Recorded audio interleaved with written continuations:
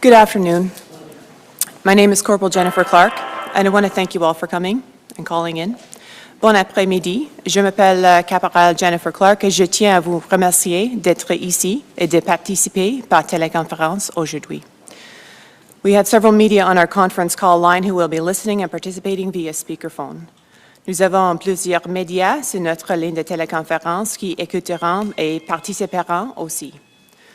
Today, Nova Scotia RCMP's Commanding Officer, Assistant Commissioner Lee Bergerman, and Chief Superintendent Chris Leather, who is Nova Scotia RCMP's Criminal Operations Officer, will provide an update on the incidents of April 18th and 19th.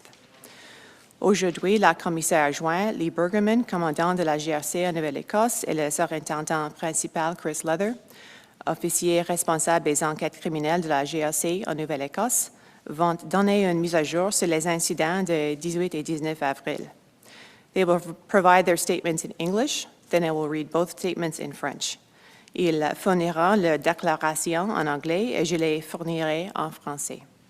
We will take questions following the statements. Nous répondrons aux questions suite à leur déclaration. Ma'am. Thank you.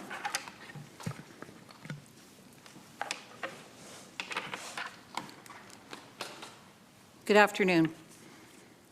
What happened this past weekend in our beautiful province can only be described as devastating.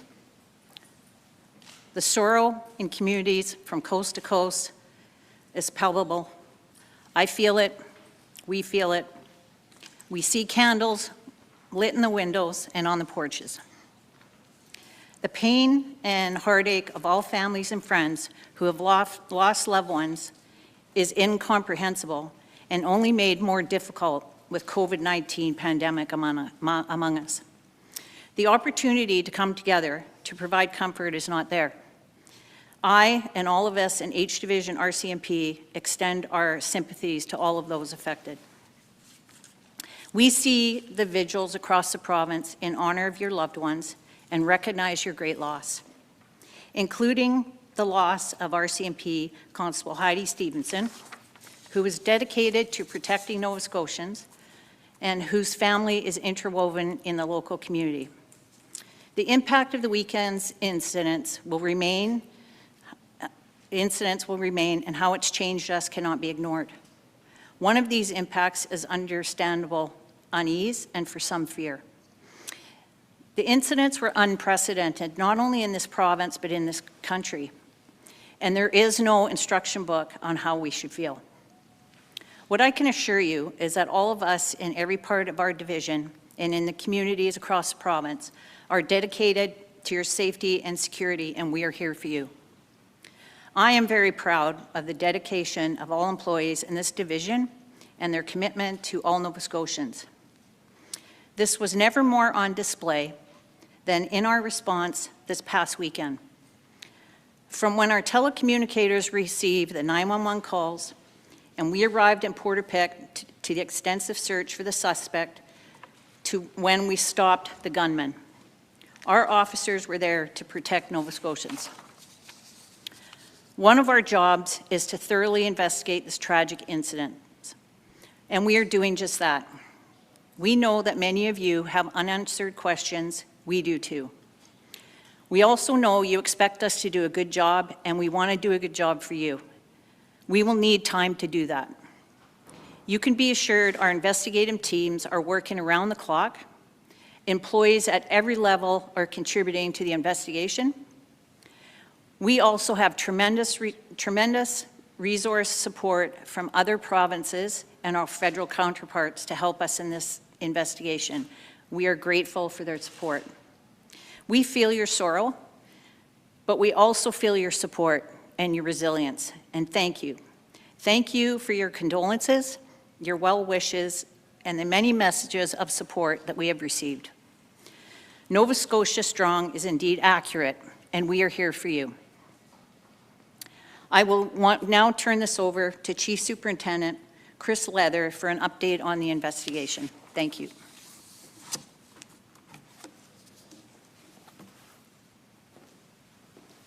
Thank you, Mayor.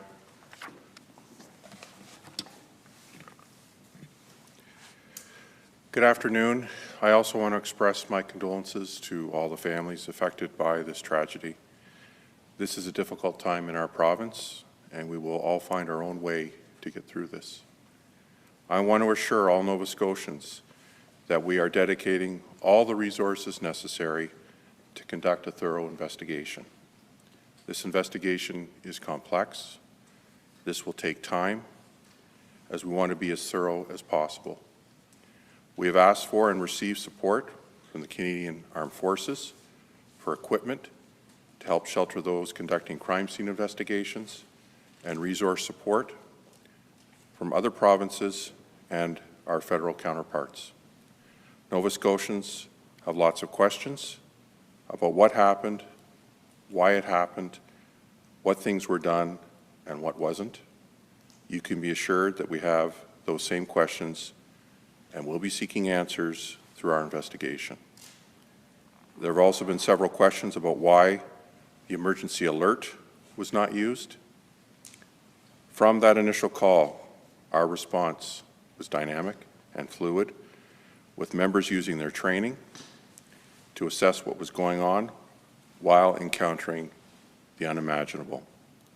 Our critical incident command staff were processing fast-changing information related to what was unfolding in front of them and what they were being told of. We responded to a possible shooting at 10:26 p.m. on Saturday evening. It was determined to be a homicide, and we immediately started searching the area and advising residents to stay inside. We used Twitter to alert firearms complaint in the Portapique area and to stay in. As we searched the area, we discovered additional victims and several structure fires. We established a perimeter, and our search continued into the evening and early morning hours on Sunday. In response to new information indicating that the suspect was not in the secure perimeter, at 8:02 a.m. on Sunday, the RCMP began providing real-time information on its Nova Scotia RCMP Twitter account. Twitter allowed our information to be shared, followed, and broadcast by local, provincial, and national news outlets. At 10:15 a.m., Nova Scotia provincial emergency management officials contacted the RCMP to offer the use of the public emergency alerting system. We were in the process of preparing an alert when the gunman was shot and killed by the RCMP.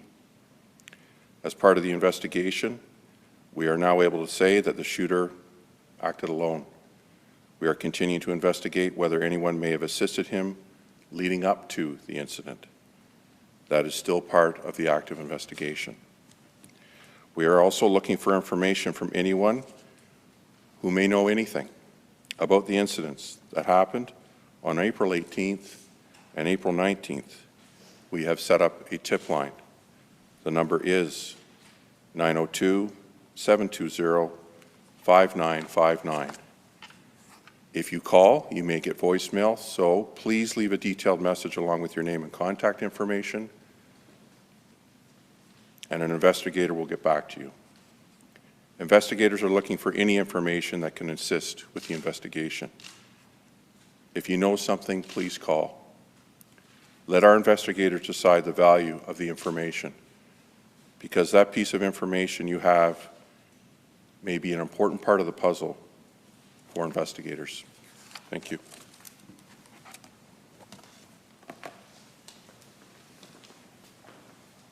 Et maintenant en français. Merci, monsieur. Allocution de commandante. Ce qui s'est passé la fin de semaine dernière dans notre belle province chaleureuse nous a dévastés. Le chagrin des collectivités d'un bout à l'autre de la province est palpable. Je le ressens, nous le ressentons tous. Nous le voyons dans les bougies allumées, dans les fenêtres et sur les galeries des maisons. Le chagrin que ressentent les familles et les amis qui ont perdu des proches est inexprimable et a été rendu encore plus pénible par la pandémie de la COVID-19. La possibilité de se réunir pour apporter du réconfort est inexistante. La division H de la GRC et moi-même présentons nos sincères condoléances à toutes les personnes touchées. Nous sommes témoins des vigiles à travers la province en l'honneur de vos proches et en témoignage de votre perte profonde, y compris le décédé de la gendarme Heidi Stevenson de la GRC, qui s'est consacrée à la protection de Néo-Écossais et dont la famille s'est enracinée dans la collectivité locale. Les incidents de la fin de la semaine auront des répercussions permanentes. On ne peut ignorer à quel point cela nous a tout changé. L'une des répercussions est un sentiment de malaise évident et pour certaines de la peur. Ces incidents ont été sans précédent, non seulement dans cette province, mais aussi de tout le pays. Il n'y a pas de manuel d'instruction pour décrire comment nous devrions nous sentir. Ce que je peux vous dire avec certitude, c'est que tous les employés de notre division, dans toutes les collectivités de la province, ont votre sécurité à cœur. Nous sommes là pour vous.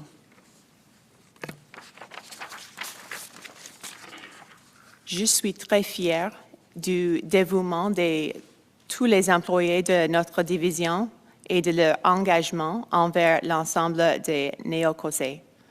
Cela n'a jamais été aussi évident que lors de notre intervention à la fin de semaine dernière. Nos policiers étaient là pour protéger les Néo-Écossais à partir du moment où nos opérateurs ont reçu les appels 911 et que nous sommes arrivés à Porte-à-Pic pour entamer des recherches exhaustives pour trouver le suspect. Et ils ont continué d'être là jusqu'au moment où nous avons arrêté le tireur. Notre travail consiste à enquêter de façon exhaustive sur ces incidents tragiques. C'est exactement ce que nous faisons. Nous savons que vous avez de nombreuses questions et vous cherchez des réponses. Nous avons des questions aussi.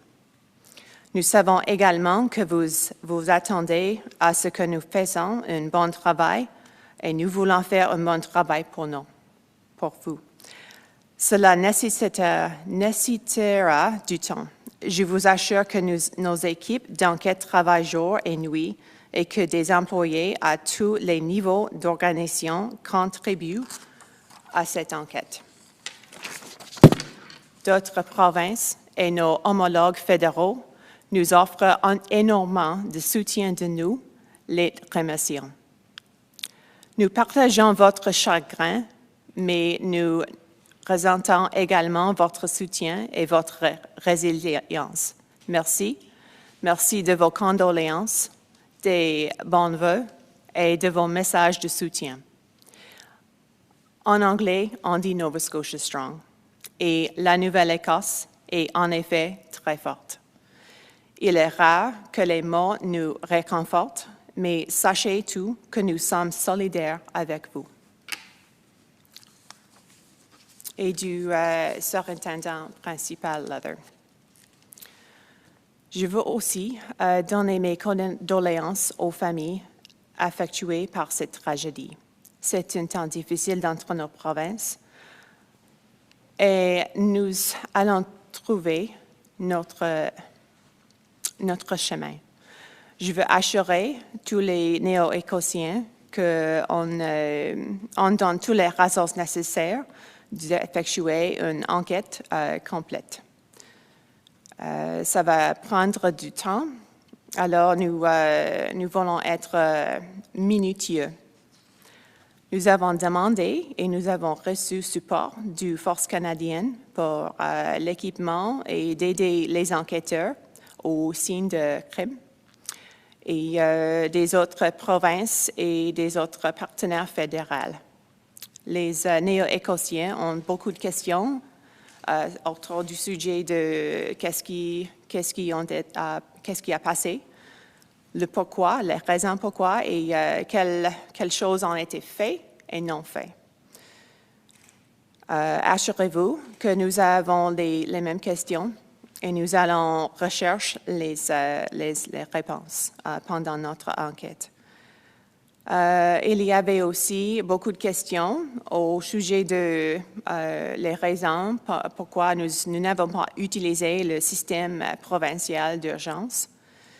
Au moment du appel initial, notre réponse était dynamique et fluide avec les membres qui ont utilisé leur formation de comprendre les choses qui ont été arrivées au même moment de rencontrer des choses inimaginables.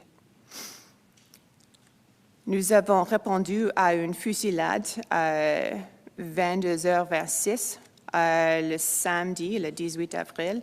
Il a été déterminé d'être un homicide et nous avons immédiatement commencé de recherche à l'endroit, la location, Portapic, et notifié les résidents de rester chez eux. Nous avons utilisé Twitter pour notifier les résidents d'un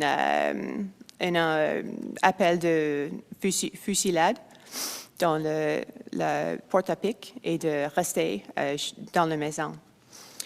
Nous avons recherché l'endroit et nous avons découvert des autres victimes et beaucoup d'incendies.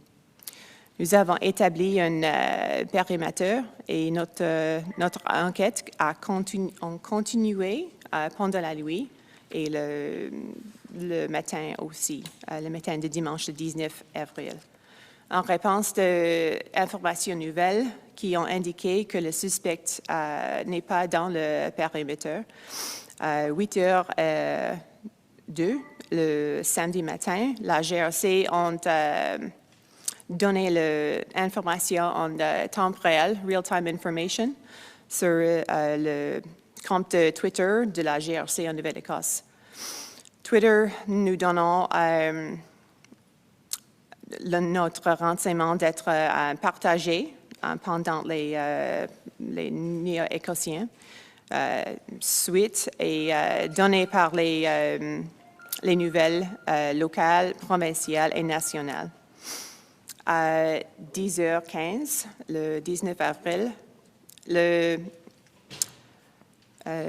gestion d'urgence de la province de Nouvelle-Écosse ont contacté la GRC de nous offrant l'utilisation du système public d'urgence. Et nous étions en processus de préparer une notification urgente quand le tireur a été tiré et tué par la GRC. Comme partie de l'enquête, nous sommes maintenant capables de dire que le tireur a été seul et nous continuons d'enquêter si quelqu'un lui a aidé au moment de l'incident. C'est encore partie de notre enquête. Nous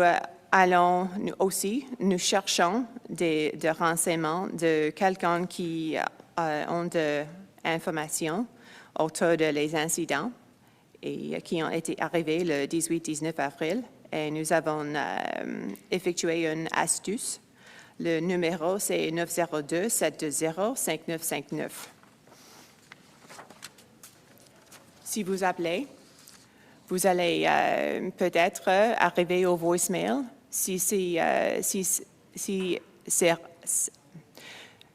vous plaît, laissez un message avec votre nom et information pour vous contacter et un enquêteur va vous rappeler.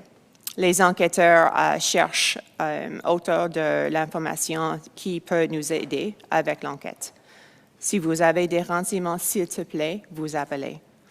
Laissez nos enquêteurs décider et évaluer les renseignements parce que cette pièce petite d'information peut être très importante. Merci.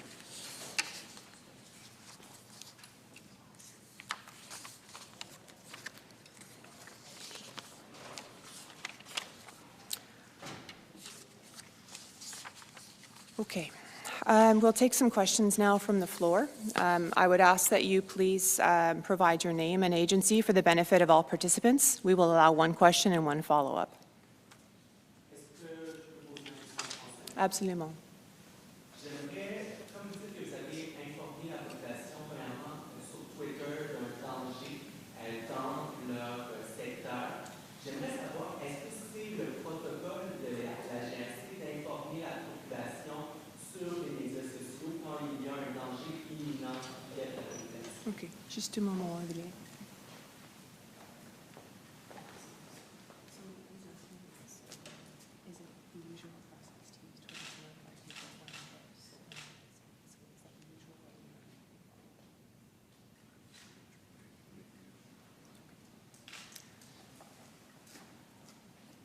OK.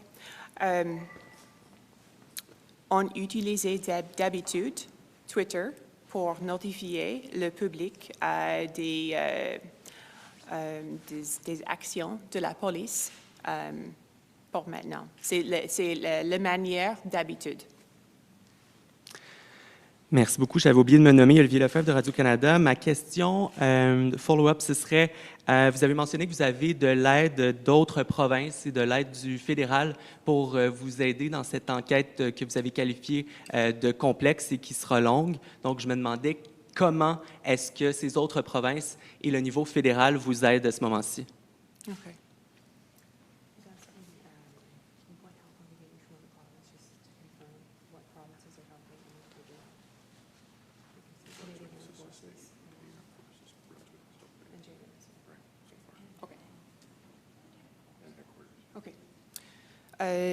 Nous avons les membres du quartier général de la GRC en Nouvelle-Écosse et de l'enquête, aussi la GRC en Nouveau-Brunswick et les forces armées du Canada. Nous aidons maintenant. OK? Merci. Good afternoon. Shayna Luck from CBC. Can you speak to how many injured persons who are not police officers may still be recovering in hospital? I'm not aware of any injured persons recovering in hospital. I am aware of at least one injured person who sought medical attention at hospital, but has since been released. And thank you. And the follow-up, can you speak to how and when did the RCMP first become aware that there was a man in the province with a fake but real-looking police car and a uniform? Those details came in their totality to us early in the morning of Sunday after a key witness was located and interviewed. Prior to that time, we did not have all those details.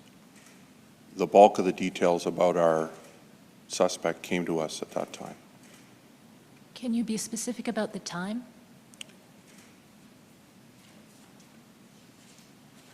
It's between 7 and 8. I don't have an exact time when that awareness came to the CIC commander. It's in the early morning hours of Sunday. Hi there, Andrew Douglas from Frank Magazine. There isn't any public safety risk anymore. The shooter is dead, and since he's dead, we don't need to protect his right to a fair trial. What is behind your hesitance to provide details on what you know now? We understand that there are things that you don't know, but what is your hesitance to provide details on what you do know now? So, for instance, the timeline. I would like nothing more than to provide the media and public with the timeline, but it literally is still a work in progress, and it would be unfair and inappropriate for us to give that out in its current state. We are very close, I would say within a day. of providing a timeline with some detail because appreciate, and I know I've said this at previous meetings here, we are still piecing together the movements of this subject. We believe we have identified the locations and sites that he attended and when he did, but there certainly are gaps that still need to be investigated. Why does it have to be wrapped up in a bow in order to give that information? Why can't you tell us what you know? The concern is always that we give information that is not completely accurate. And in a rush to provide the public and the media with that information, we err.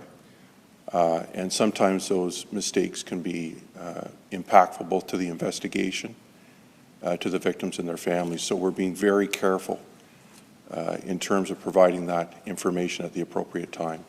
That carefulness with providing information, you received a firearms call at 10:30. By the time you issued your first tweet, you had at least one homicide. I'm not clear on how many you knew about, but you had at least one.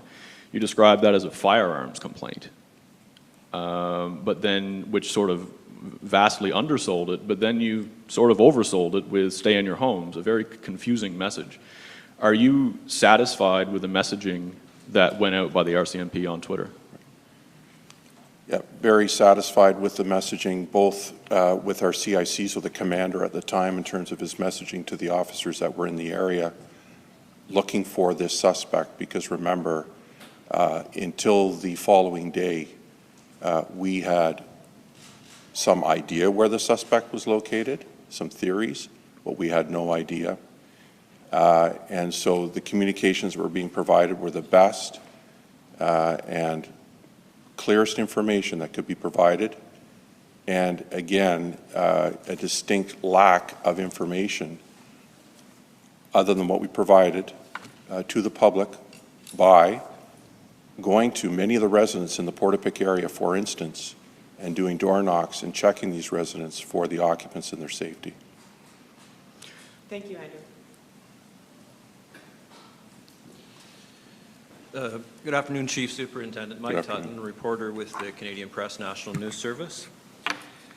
Can you tell us what kind of guns the individual who did the shooting owned and had registered with the firearms program that the RCMP runs? And further to that, what kind of guns he used that night? Well, certainly in regards to the firearms that were used by the suspect on the night, again, I referred previously to the CERT investigation that's ongoing. That investigation will, by now, have identified the firearms that were used, we believe, by the suspect, at least at the time of him being stopped by the police.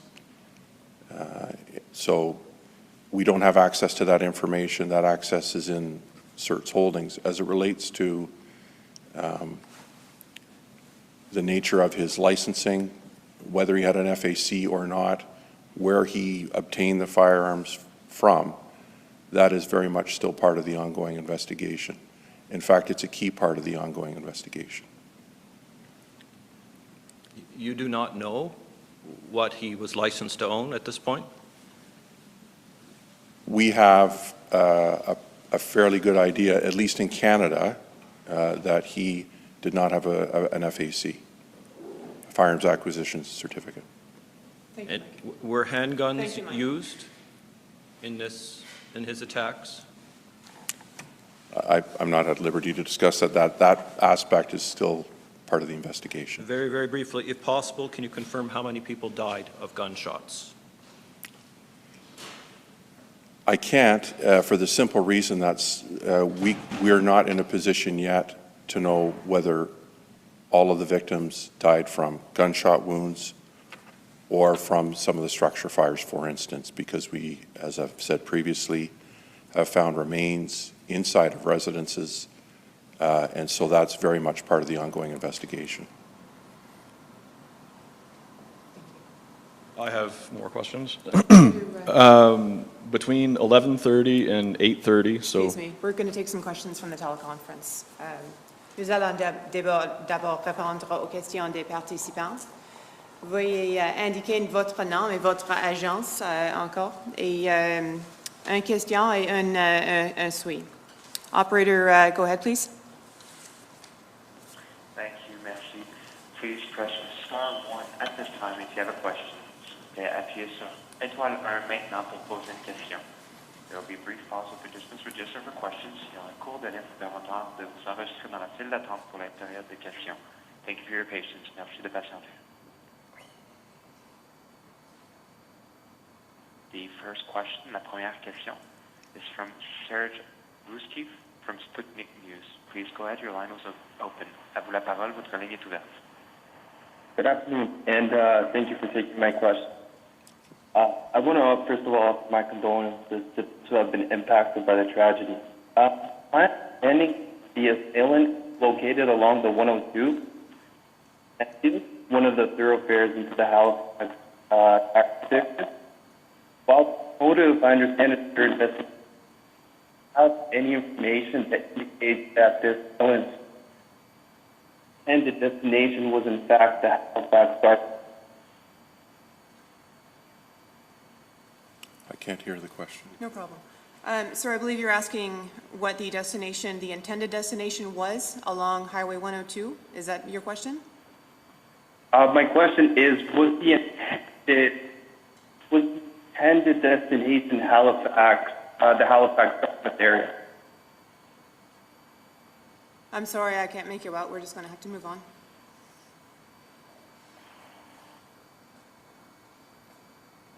Thank you, merci. The next question is from Christopher Nardi from the National Post. La prochaine question de Christopher Nardi. Please go ahead, your line is open.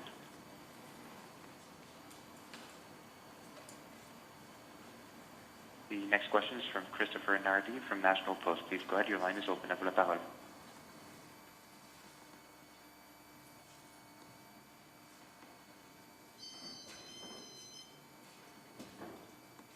Move to the next question.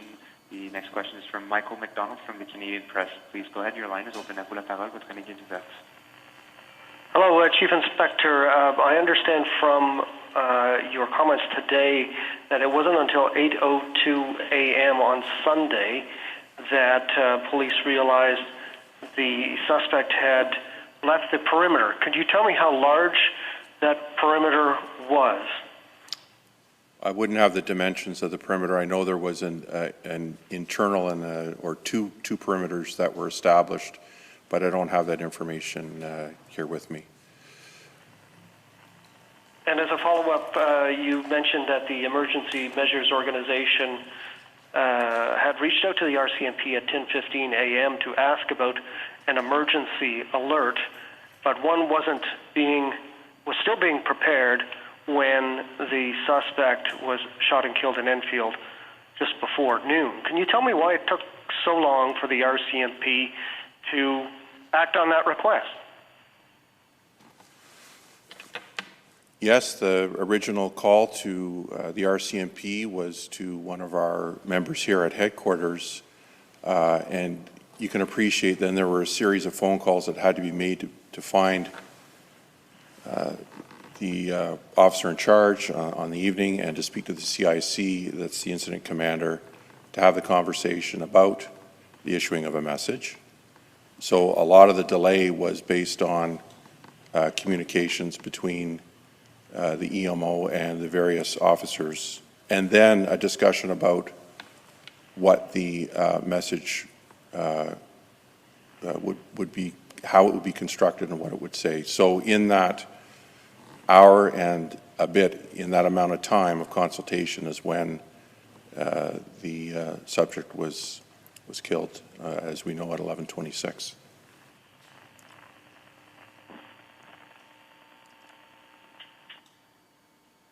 Thank you, merci. The next question, la prochaine question, is from Thomas Stagel from CBC National News. Please go ahead, your line is open. À vous la parole, votre ligne est ouverte. Thank you. If you knew the suspect had a fake but real-looking RCMP vehicle sometime between 7 and 8 on Sunday morning.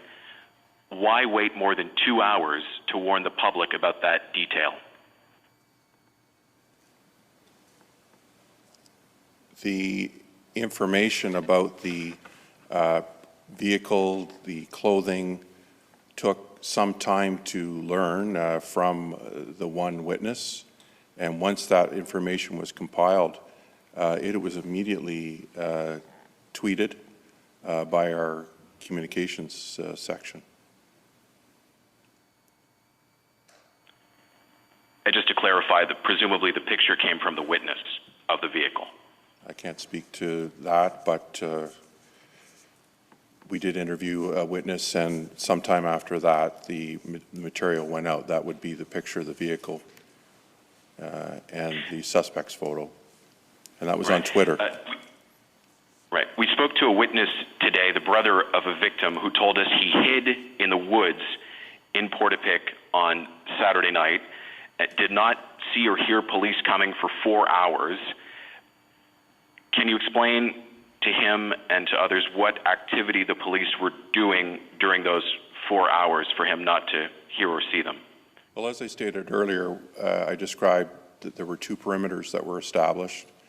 And so while that fellow may have thought there weren't police in the vicinity, there were a large number of police officers, both in vehicles and on foot, in Portapique. Can you explain what kind of work is being done to retrace the real RCMP uniform the suspect wore?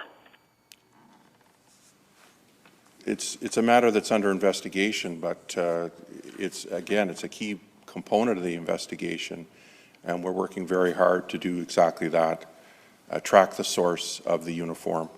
It's a key element of the investigation. And just a last quick clarification on that. You said earlier that you're looking for anyone who may have assisted the gunman in the lead up to these attacks. Could that include providing him with RCMP gear? Just any clarity on what that assistance may entail? It would include those sorts of, it would include any number of elements in terms of support. You can just imagine whether it's transportation, the weapons, the uniforms, the vehicle itself, associates here and elsewhere. These are all the elements of the investigation that are currently being explored. Okay, we'll allow one more question, please. Merci, thank you. The next question, la prochaine question, is from Audrey Ruel-Monceau de la Presse. Please go ahead, your line is open. À vous la parole, votre ligne est ouverte. Thanks. Hi. My question is, when Wortman hit the road with his fake RCMP car, did he pull people over and executed the driver? That's part of the, that is definitely a part of our investigation. We're not certain at this time. That's again, a concern, something that we're looking at very closely. Okay, a follow-up. I've heard that the supervisor gave the authorization to the officer on Sunday morning to bump the gunman car. Isn't it against the intervention rules? I'm sorry, I didn't understand the question. Supervisor gave the authorization to the officer to bump the car of Wortman, but in the intervention rules, like it's against the rules. They are not supposed to do that. So it was like extraordinary authorization, right? Are you talking about with the subject, the suspect in this case? Yeah. The suspect, yes. And both like Stevenson and Morrison, there was an authorization given by a supervisor that they were allowed exceptionally to bump the car, like to hit the car with their car. I understand your question now, thank you. And that would definitely fall within the realm of the CERT investigation, because now you're talking about the movements of the suspect up into his 1126, and that would definitely fall within the realm of their inquiries. Thank you. Okay, I have a last question, please. Thank It's you a very follow-up much. about the That's question all that for has been now. asked before. What else can you say about the other investigation that now, was thank referred you. to CERT that they kicked back to the RCMP? What can you say about that? That's all for now. It's no longer under the CERT purview. What can you say about that? What's the... Thank you very much, everyone, for coming. Merci tout le monde.